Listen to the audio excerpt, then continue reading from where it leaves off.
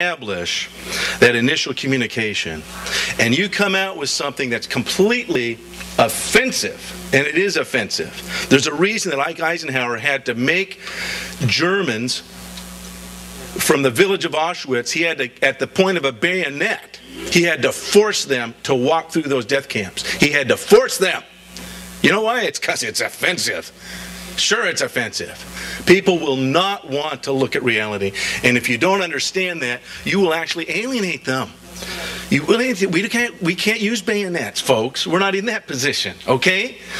So you must be very wise. I love to use pictures of the living child in the womb. Life magazine had a great series in the early 70s on there. Beautiful, beautiful photographs. Hope you've seen them.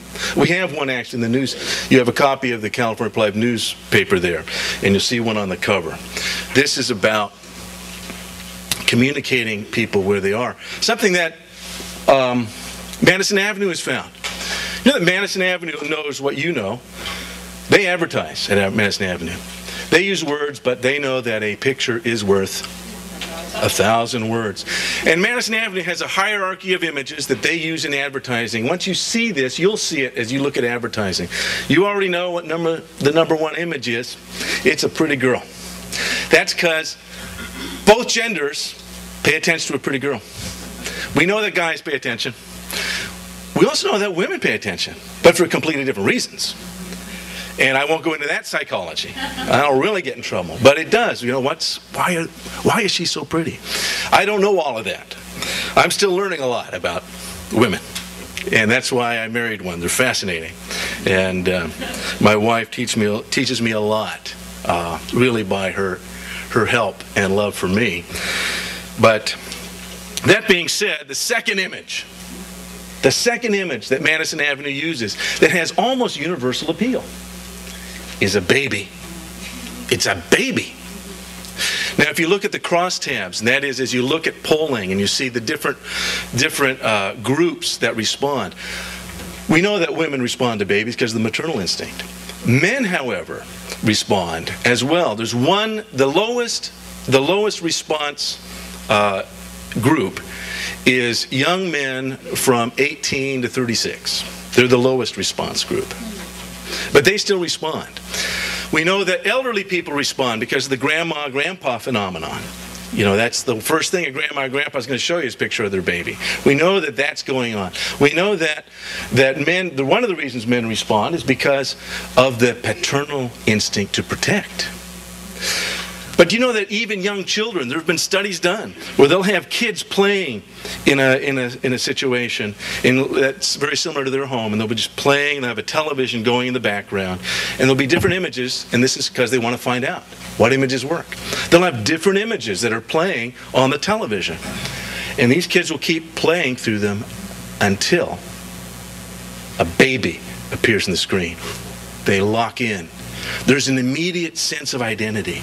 There's an immediate sense of almost camaraderie. That's like me. I can identify with that baby.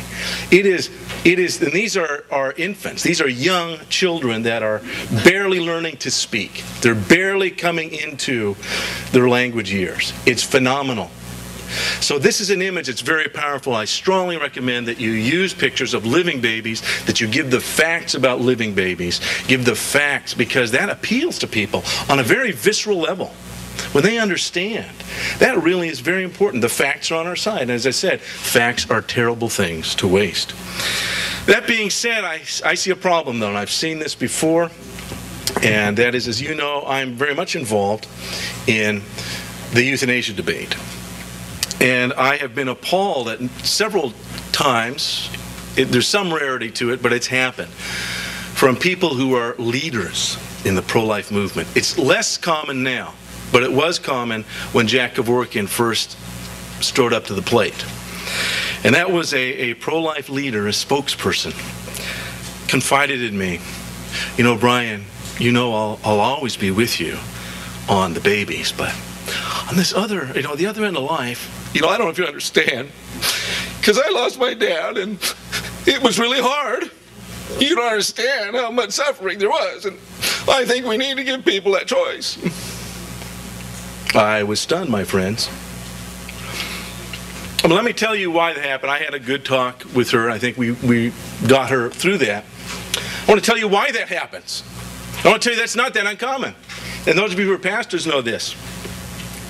Those of you who are pastors know that many people in your pews who are espousing Christians, in fact, have a theology that's based almost entirely on their personal emotions. Almost entirely. The world is based on their emotions, and that's how they see it.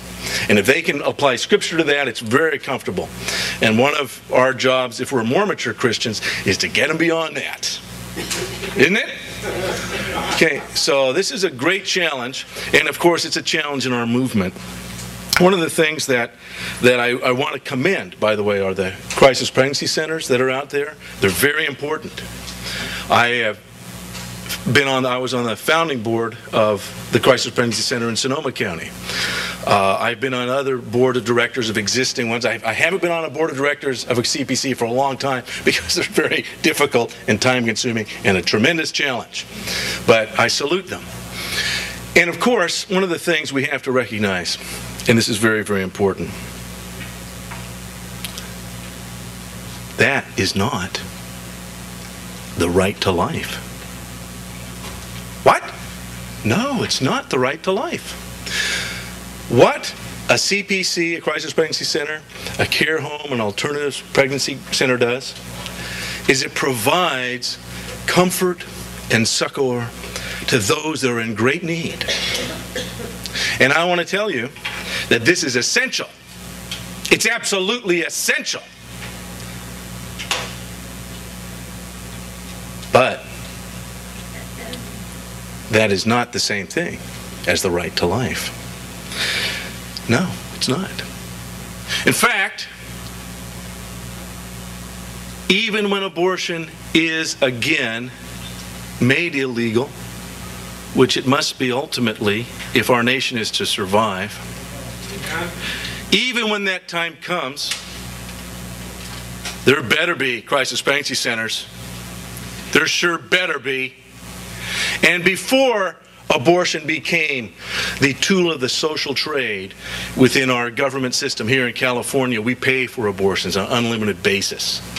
Minors can go, as you now know, can get secret abortions without their parents knowing about it, but the parent pays for it with their tax money.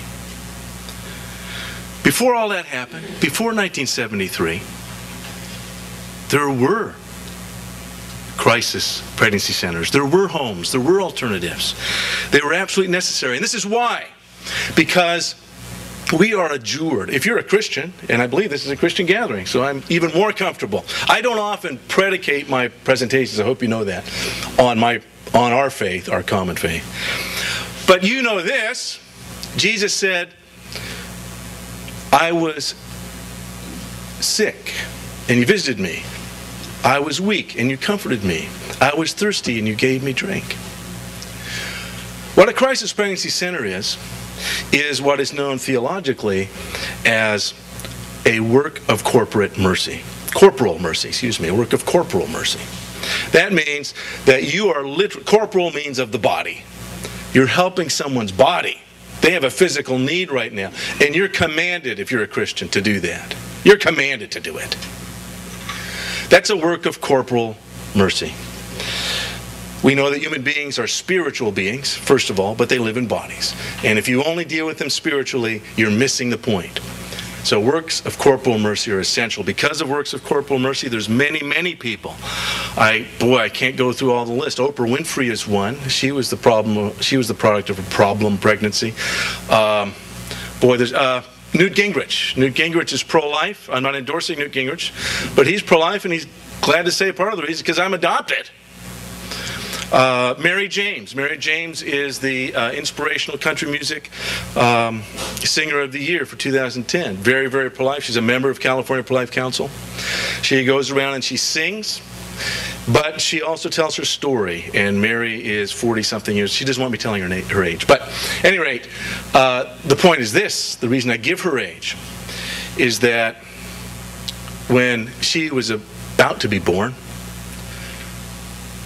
her mother wasn't married. And her mother's mother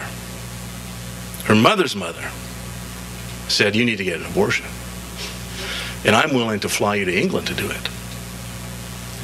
Because this was before 1973. And Mary's mother resisted and resisted and resisted. And it was very hard, but she resisted. Mary talks about her grandmother in tears, apologizing for wanting to kill her. I have to tell you this, that if that was the case after 1973, there'd be no Mary James as Country Music Star of the Year. It's hard enough to resist if your mother's trying to have you do something, but when your entire society and all of your peers and the government itself is giving out free abortions and telling you this is the answer, how could you resist? How could you possibly resist? And Mary knows that, and she knows that, in fact, it was the law that helped save her life. Because now there's thousands and thousands and thousands of Marys that are being killed. Because the law will not step in to protect the innocent and vulnerable. I'm going to race ahead now because we do not have enough time. And I'm getting to the good stuff. So, what is the right to life? The right to life is very plain and simple. We literally take that from a legal document. It's called the Declaration of Independence. And the right to life, whenever you talk about a right, you're talking about the law, friends.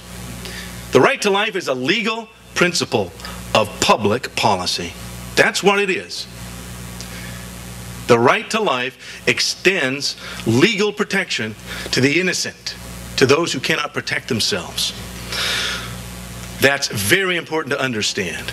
I now am going to go, there's one other misunderstanding that I want to talk about, that many of our fellow laborers in the vineyard misunderstand. And that has to do with the founding ideas of this nation, the founding principles, and the founders themselves. It's actually an honorable mistake. But it's one I want to reiterate here to help you understand. I want you to leave here just a little bit changed and a little bit different and doing things just a little bit more and more effectively. So I want to challenge a notion that I hear a lot, and that is that, you know, our founders were brilliant. By the way, they were. Our founders were unique because we had Madison and Adams and Jefferson and Washington, and we had those guys, and they were these brilliant and inspired individuals that gave us this incredibly new document, which I just already affirmed for you. I don't disagree with that. I think they were. But this is why. And Jefferson himself said it after he got so many compliments on his declaration. He said, no, we build on the ideas of others. And I want to adjure you to understand those ideas of others. That now, in 1776, a handful of British gentlemen had an opportunity to take ideas that had only been talked about, had only been aspired throughout the history of humanity. The aspirations of mankind could not come into fruition. Yet those handful of British gentlemen living on this continent had a unique moment in time. By the way, so do you. And they took action at the unique moment in time. And that's why we're indebted to them. And I want to talk to you now a little bit about those ideas that they already knew.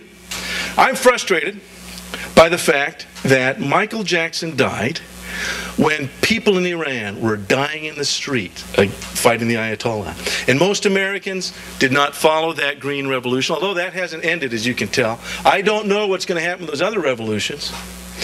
But I'll tell you this, it's very frustrating to see really our culture so debased that anyone here, regardless of your age, anyone here, regardless of your background, if I was to give you the name Michael Jackson, you immediately know who he is. You immediately understand his vibe. You immediately comprehend all that he brings to the culture.